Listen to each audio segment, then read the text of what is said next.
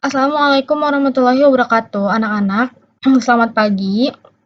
Semoga kalian masih diberikan kesehatan ya. Karena di tengah-tengah pandemi COVID ini kalian harus tetap menjaga kesehatan, pola makannya juga dijaga ya, supaya tetap sehat dan bugar. Oke, jadi hari ini mungkin materinya akan dibawakan oleh Ibu, bukan sama Pak Sam ya. Jadi ya, sebelum belajar kita berdoa dulu ya. Kita baca basmalah bersama-sama. Bismillahirrahmanirrahim. Nah, untuk pembelajaran hari ini kita masuk ke pembelajaran keempat karena kemarin kan kalian udah ya pembelajaran ketiga ya, tema 3 subtema 1. Sekarang kita masuk ke pembelajaran keempat. Kalian mungkin gak usah buka buku ya, kalian bisa lihat di layar aja di sini di Ibu. Nah, tahukah kamu siapa penemu bola lampu pijar?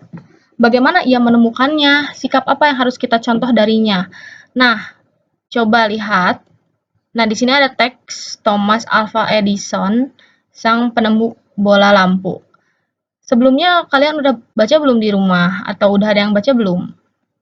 Tapi hari ini kita akan baca bareng-bareng ya, tentang teks Thomas Alva Edison, sang penemu bola lampu pijar. Oke, Ibu akan bacakan ya. Pernahkah terbayang olehmu hidup tanpa penerangan? Setelah matahari terbenam, tentu akan sulit melakukan kegiatan di luar rumah karena lingkungan yang gelap gulita. Kegiatan di dalam rumah mungkin juga terbatas. Kita patut mensyukuri salah satu penemuan besar yang mengubah dunia, penemuan bola lampu pijar oleh Thomas Alva Edison. Thomas Alva Edison lahir di Milan, Ohio pada tanggal 11 Februari tahun 1847. Ia tidak pernah menyelesaikan pendidikan resmi di sekolah. Ia hanya sempat bersekolah selama 3 bulan. Edison diajar oleh ibunya di rumah. Walaupun tidak mengikuti pendidikan formal, terlihat bahwa Edison memiliki rasa ingin tahu yang sangat tinggi. Di usia 11 tahun, Edison sudah dapat membuat telegraf sederhana. Di usia 12 tahun, ia memanfaatkan waktu luangnya untuk membaca literatur dan melakukan berbagai percobaan. Pada tahun 1861, ia dapat mencetak koran. Koran terbitnya Weekly Herald laris terjual. Nah, ia melihat dunia butuh penerangan. Ia menghabiskan waktu selama 2 tahun serta dana yang cukup besar untuk mengembangkan penemuan. Melalui kerja kerasnya, pada tanggal 21 Oktober tahun 1879, lahir lampu pijar listrik pertama yang dapat menyala selama 40 jam. Kegigihan Thomas Alva Edison memberikan hal baru bagi dunia. Rasa ingin tahunya yang tinggi dan sikap pantang menyerahnya mampu mengubah dunia menjadi lebih baik. Nah, seperti itu ya, anak-anak. Jadi, kita balik lagi ke sini. Tahukah kamu siapa penemu bola lampu pijar? Jadi siapa penemu bola lampu pijar itu? Ya, Thomas Alva Edison ya. Bagaimana ia menemukannya? Coba tadi gimana dia menemukannya? Karena awalnya dia melihat dunia itu butuh penerangan, akhirnya ia menghabiskan waktu selama tadi berapa? 2 tahun serta dana yang cukup besar untuk mengembangkan penemuannya itu. Melalui kerja kerasnya pada tanggal 21 Oktober tahun 1879 lahirlah lampu pijar. Ya, jadi dia itu gara-gara termotivasi melihat dunia yang gelap ya, akhirnya dia menciptakan lampu pijar atau lampu lah ya. Yang terakhir, sikap apa yang harus kita contoh darinya?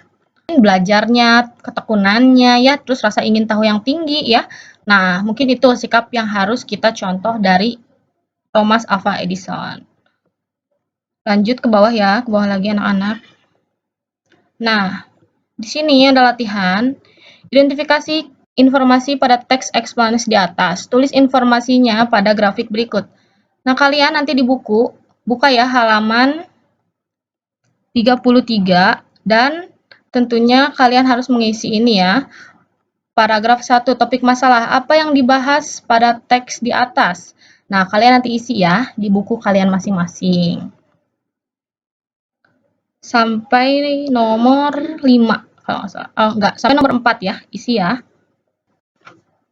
Nah, tentunya ya anak-anak, dengan ditemukannya lampu pijar oleh Bapak tadi siapa, Thomas Alva Edison itu sangat berpengaruh ya sama kita sekarang. Jadi contohnya kita sekarang belajar pakai lampu bisa terlihat. Kalau kalau dulu mungkin tidak ada lampu, belajar susah. Kalau sekarang kan lebih mudah ya, karena ada lampu untuk menerangi. Seperti itu ya.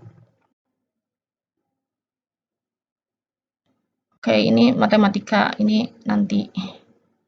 Kita ke bawah, ke halaman. Nah, ini halaman 38. Nih, di sini juga ada teks lagi ya.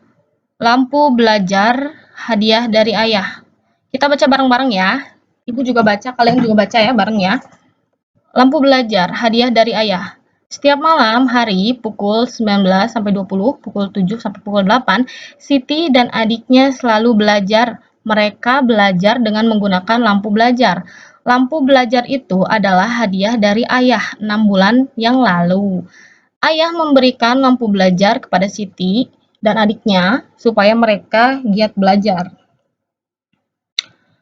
Siti selalu menjaga lampu belajar miliknya. Ia mematikan ketika sudah selesai digunakan. Ia juga membersihkannya jika kotor. Sampai saat ini, lampu belajar Siti masih dapat digunakan dengan baik. Siti terlihat nyaman saat belajar. Berbeda dengan adik Siti yang selalu mengeluh ketika belajar. Lampu belajarnya rusak. Lampu belajarnya rusak karena sering tidak dimatikan. Terlihat juga banyak kotoran yang menempel karena jarang dibersihkan. Nah, di sini ayah berpesan kepada Siti dan adiknya untuk merawat barang-barang mereka. Barang-barang yang dirawat dengan baik tidak mudah rusak. Hal ini membuat barang-barang tersebut dapat dimanfaatkan dalam waktu yang lama. Oke, sekarang ada latihan lagi. Berdasarkan teks di atas, diskusikan pertanyaan berikut. Nah, kalau ini kita diskusikan bareng ya sama ibu ya, nggak usah diisi sama kalian. Kita diskusikan bareng. Nah, yang pertama, apakah hak yang didapatkan oleh Siti? Ya, haknya ialah Siti bisa belajar menggunakan lampu. Jadi dia bisa belajar menggunakan lampu ya dengan penerangan ya. Bentar. Yang kedua, nomor 2, apakah hak yang didapat oleh adik Siti? Sama ya. Haknya bisa belajar menggunakan lampu. Nomor 3, apakah Siti telah menggunakan haknya dengan tanggung jawab?